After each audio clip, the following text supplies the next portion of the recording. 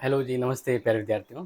आप सभी का यही सवाल है कि सर रिज़ल्ट क्यों नहीं आ रहा है? तो उसी को लेकर ये अपडेट यहाँ वापस पुनः दे रहा हूँ क्योंकि अब जब रिज़ल्ट का इंतज़ार कर रहे हैं तो इस रिज़ल्ट के ऊपर आपके लिए जो भी अपडेट जो आपको मिलती है ना, वो आपको एक थोड़ा रिलायबल सैटिस्फैक्शन महसूस करवाती है। लेकिन यहाँ पर ये लाने का मकसद ये था कि मेरे पास एक कमेंट आया, तो उसको लेकर मुझे वापस सोचना पड़ा कि रिज़ल्ट को लेकर इस बार कहीं ज़्यादा देरी ना हो जाए।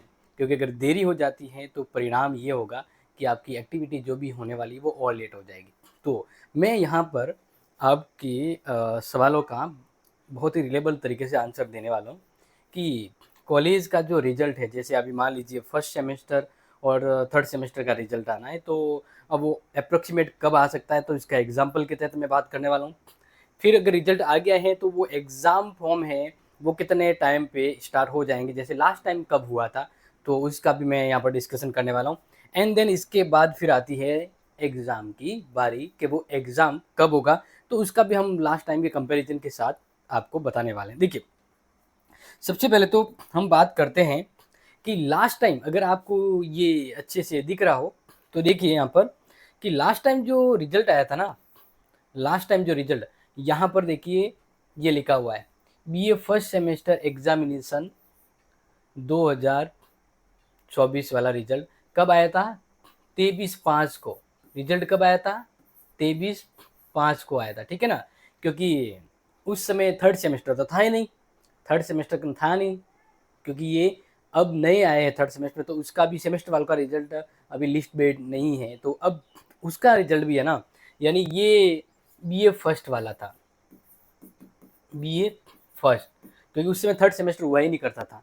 तो अब थर्ड सेमेस्टर भी है, तो अब थर्ड सेमेस्टर का रिजल्ट भी है ना, तो आप देख लीजिए, मैं वैसे आपके सभी कमेंट आ रहे थे तो रिप्लाई दे रहा था, रिप्लाई ये दे रहा था 20 मई के बाद आपका रिजल्ट कभी भी आ सकता है। लास्ट टाइम को फॉलो करते हुए देखे तो 23 को आया था। तो अब इस बार क्या वास्तव में युद्ध की वजह से डिले हो सकता है या और क्या हो सकता है? देखिए, अगर मैं बात करूँ बीएससी का भी, तो देखिए बीएससी फर्स्ट सेमेस्टर का रिजल्ट है वो आया था 27/5 को। कब आया था? उल्टा लेट आ चुका था 27/5 को। तो अब ये चीज़ यहाँ पर थोड़ी ये क्लियर हो जाती है कि रिजल्ट है ना, वो 20 मई के बाद ही आएगा, ये तो 100% श्योर है। लेकिन मुझे ऐसा लग रहा है कि ये 20 से 30 मई के बीच रिजल्ट आ जाएगा, क्योंकि 20 के बाद 22-23 को मैं नहीं कह रहा हूँ रिजल्ट आने का। क्यों नहीं कह रहा हूँ? तो इसके पीछे एक वजह देख लीजिए। अभी एक वजह ये थी, जैसे कि एक स्टूडेंट का कमेंट आया था, सर आज 16 मई है, मतलब आज का ही मैं आपको ये अपडेट दे रहा हूँ। तो देखिए, आज 16 मई है, अभी तक हमारा बीएससी के प्रैक्टिकल नहीं हुए। अभी एक स्टूडेंट कह रहा है कि सर हमारा बीएससी का प्रैक्टिकल भी नहीं हुआ है फर्स्ट सेमेस्टर के, तो कहाँ से आएगा रिजल्ट? आपके हिसाब से कितना टाइम लगेगा? लो जी, तो इसका मतलब ये होता है कि देखो बहुत सारी कॉलेज हैं जिनके के अकॉर्डिंग, या और कोई यूनिवर्सिटी है तो उसके अकॉर्डिंग, तो फिर उनके जब बाकी के कोई रिजल्ट में कोई पेंडिंग हो, कोई प्रैक्टिकल नहीं हुआ है, तो तब तक कंबाइंड रिजल्ट नहीं आता है। हाँ, कभी कभार ये भी होता है कि उनके प्रैक्टिकल के बगैर भी रिजल्ट आ जाता है, तो वो कब होता है? क्योंकि उस कॉलेज का वो रिजल्ट रुक जाता है, क्योंकि हो सकता है उनकी ओर से डिले किया गया हो, क्योंकि यूनिवर्सिटी को तो काम टाइम पे करना होता है। तो इस अकॉर्डिंग अब ये जो नथिंग करके इनका जो कमेंट है इनका है, तो इन्हीं का, जैसे लास्ट टाइम की भी मैंने बात करी, मैंने अभी लास्ट टाइम की बात करी कि भाई बीएससी का लास्ट टाइम का जो रिजल्ट आया था वो 27/5 को आया था, ठीक है ना? तो अब ये तो श्योर है कि 27/5 तक ही आ सकता है, इससे पहले संभावना नहीं है, क्योंकि एक एग्जाम्पल भी नज़र आता है। चलो, ये एक थोड़ा सा मैंने आपको बता दिया। वैसे आपको मैंने काफ़ी पहले वीडियो में बताए हुए हैं, इस तरह से आपको पूर्वानुमान तो हो ही गया होगा। लेकिन इसके बाद देखिए, अभी अभी यहाँ पर मैं जो नेक्स्ट आपको यहाँ पर जो बताने जा रहा हूँ उस पर ध्यान दीजिएगा। एक्चुअल में क्या होता है कि हर एक का टाइम पीरियड फिक्स होता है, क्लियर? अब मान लेते हैं कि फर्स्ट और थर्ड सेम का जो रिजल्ट है इनका, वो आपके मान लीजिए मई के लास्ट वीक तक आता है। मई के लास्ट वीक तक मान लीजिए पॉसिबल है, पॉसिबल है, ठीक है ना? क्योंकि बाकी तो हम कोई गौर नहीं कि एक डेट ही दे दे फिक्स। वो उदाहरण देख लेते हैं ना, कोई काम किसी का अटका हुआ है तो कैसे कहें कि फिक्स। लेकिन फिर भी ये पॉसिबल है कि लास्ट वीक तक आ सकता है, यानी 20 से 30 मई के 31 मई तक। तो इस तरह से ये जब रिजल्ट अगर इस तरह से आएगा, थोड़ा लेट हो सकता है, तो फिर ये पहला पॉइंट था। तो फिर इसी के ऊपर डिपेंड करता है एग्जाम फॉर्म। यस, तो एग्जाम फॉर्म फिर, तो ध्यान रखना, रिजल्ट के लगभग 15-20 दिन बाद एग्जाम फॉर्म शुरू होता है। अब मान लीजिए मई एंड तक भी रिजल्ट आ जाता है, ठीक है, तो इसका मतलब ये है कि आपका एग्जाम फॉर्म जो है वो आपके जून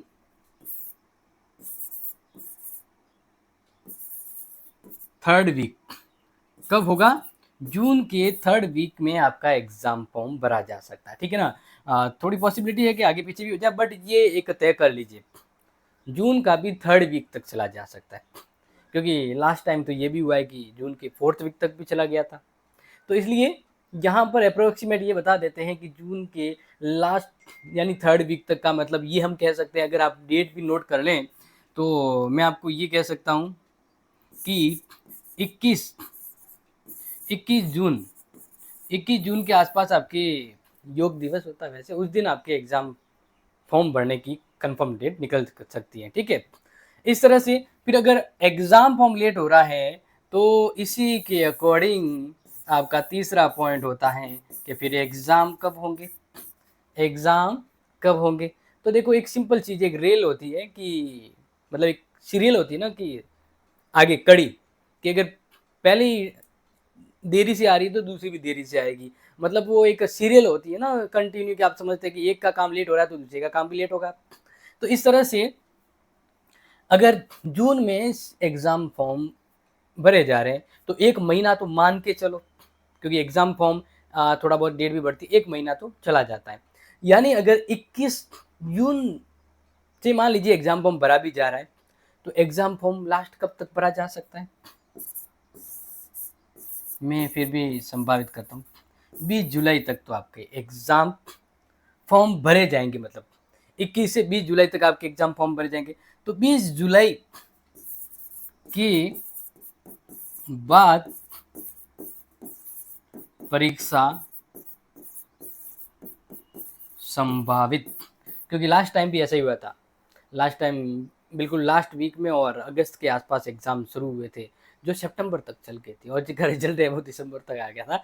तो इस तरह से ये हमने लास्ट वीडियो से भी कुछ बेहतर क्लियरिटी यहाँ पे लाने की कोशिश की है ताकि आपको समझ में आ सके।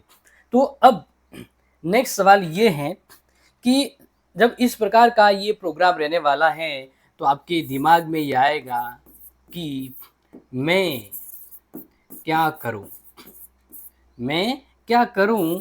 तो ध्यान रखिए, अब तक आपने किया ही किया है। सेकेंड सेमेस्टर के लिए, फोर्थ सेमेस्टर के लिए क्या किया, क्या आपने 3-3 यूनिट पूरी पढ़ी? नहीं। टर्म टेस्ट करवाया, आनंद फानंद में टर्म टेस्ट देने गए, सर ने जितना पढ़ाया पढ़ लिया।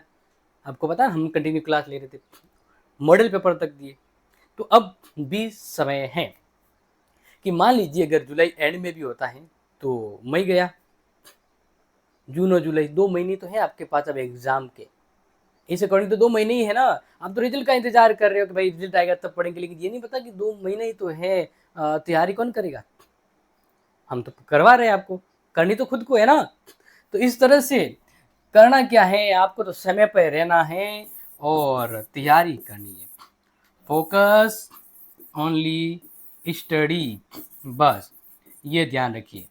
एग्जाम समय पे होंगे, आप बस ध्यान रखिए। और जो ये सोच रहा है कि रिजल्ट आवे जने में पढ़ाई करूं, तो वरना भाग्य बड़ो कमजोर हुआ करे विद्यार्थियों। इन्हें मैं कहना चाहूँ कि भाग्य रे भरोसे ना रिया करो। और जस्त्र तस में जब बात कर ही रही हूँ, इन्हीं थोड़ा ध्यान रख दो कि अब थोड़ा थोड़ा पढ़ने शुरू कर दो। सामने टाइम में मैं क्लास लिया करूँ आपके लिए, लाइव लिया करूँ, ऑफलाइन भी हुआ करे, तो कंटिन्यू क्लास लिया करो। एंड इम्पोर्टेंट जो बात कहना चाहूँ कि नोट्स भी बनाया करो, नहीं है तो अपने क्लासेस से एडप से बाय भी करो, बट पढ़ो ज़रूर। क्योंकि किसी के इंतज़ार में इंतहा निकल जाती है और पीछे लड्डू बच जाता है, तो वो न करें और समझदारी और समझदार को इशारा ही काफ़ी है।